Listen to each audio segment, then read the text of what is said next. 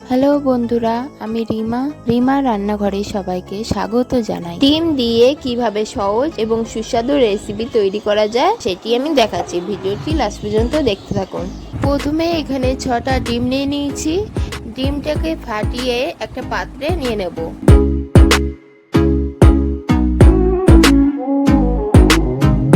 এভাবে এক এক করে 6টি ডিম আমি ফাটিয়ে নিয়েছি। এতে সামান্য পরিমাণে লবণ দিয়ে ভালো করে মিশিয়ে নেব। এখন একটা টিফিন বক্স নিয়ে নেব। এতে 1 চামচের মতো সরষের তেল দিয়ে ভালো করে মাখিয়ে নেব। এখন ডিমগুলো আমি এর মধ্যে নিয়ে নেব, নিয়ে ঢাকনা লাগিয়ে নেব।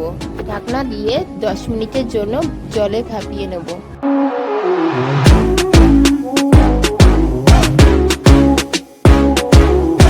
ভাপানো হয়ে গেছে, এখন ঠান্ডা হলে আমি নামিয়ে নেব। দেখুন কত সুন্দর ডিমগুলো সিদ্ধ হয়ে গেছে। এখন আমি পনিরের মতো ছোট ছোট পিস পিস করে নেব।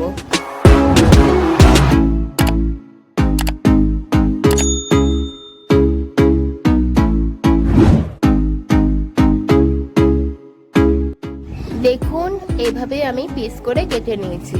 এবার এতে সামান্য পরিমাণে হলুদ দিয়ে ভালো করে মিশিয়ে নেব।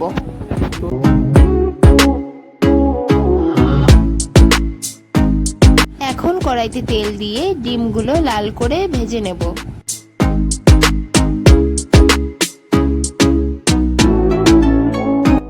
দেখুন ডিমগুলো ভাজা হয়ে গেছে আমার, এখন উঠিয়ে নেব। প্রথমে দুটো পেঁয়াজ বড় করে কেটে নিয়েছি। এখানে কয়েকটা রসুন কোয়া নিয়েছি, আদা কুচি নিয়েছি, একটা বড় সাইজের টমেটো কুচি নিয়েছি, 5-6টা কাজু বাদাম নিয়েছি। এখন তেল গরম করে গরম মশলা ফোড়ন দিয়ে দেবো। এখানে নিয়েছি 2টো দারচিনি, 4টে লবঙ্গ, 3টে এলাচ দিয়ে ভালো করে সুন্দর গন্ধ বেরিয়ে যাওয়া অবধি ভেজে নেব। এখন কেটে রাখা মশলাগুলি দিয়ে হালকা ভেজে নেব।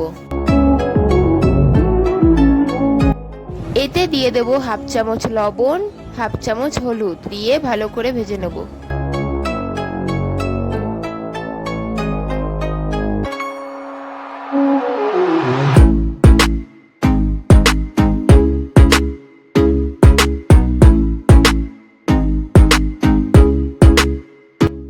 দেখুন মশলা আমার হালকা ভাজা হয়ে গেছে।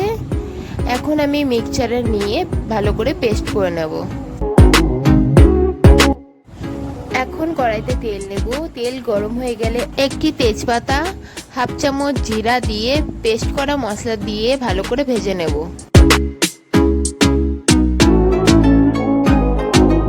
এতে দিয়ে দেব 1 চামচ লবণ, 1 চামচ জিরা গুঁড়ো, 1 চামচ ধনে গুঁড়ো, 1/2 চামচ ঝাল লঙ্কার গুঁড়ো এবং 1/2 চামচ কাশ্মীরি লঙ্কার গুঁড়ো দিয়ে ভালো করে ভেজে নেব। এখন পেস্ট করা মশলা ধোয়া জল দিয়ে ভালো করে নাড়িয়ে নেব। এখন আমি স্বাদ বাড়ানোর জন্য 10-12টা কিশমিশ দিয়ে দেব। ভালো করে নাড়িয়ে 5 মিনিটের জন্য হালকা আঁচে ঢেকে রেখে দেব, যতক্ষণ না মশলা দিয়ে তেল বেরিয়ে আসছে। দেখুন মশলা দিয়ে তেল বেরিয়ে এসছে, এখন আমি ভালো করে ভেজে নেব। আমি 1 গ্লাসের মতো জল দিয়ে দিয়েছি। আপনারা যেরকম গ্রেভি পছন্দ করেন সেরকম জল দিয়ে দেবেন। দেখুন জল আমার ফুটে এসছে, এখন ভাজা ডিমগুলো দিয়ে দেবো। এখন কেশরি মেথি পাতা দিয়ে 1/2 চামচ গরম মশলা দিয়ে ভালো করে ফুটিয়ে নেব।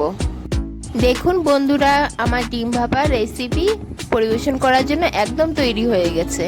ভিডিওটি যদি আপনাদের ভালো লেগে থাকে অবশ্যই লাইক, কমেন্ট, শেয়ার এবং সাবস্ক্রাইব করে দেবেন।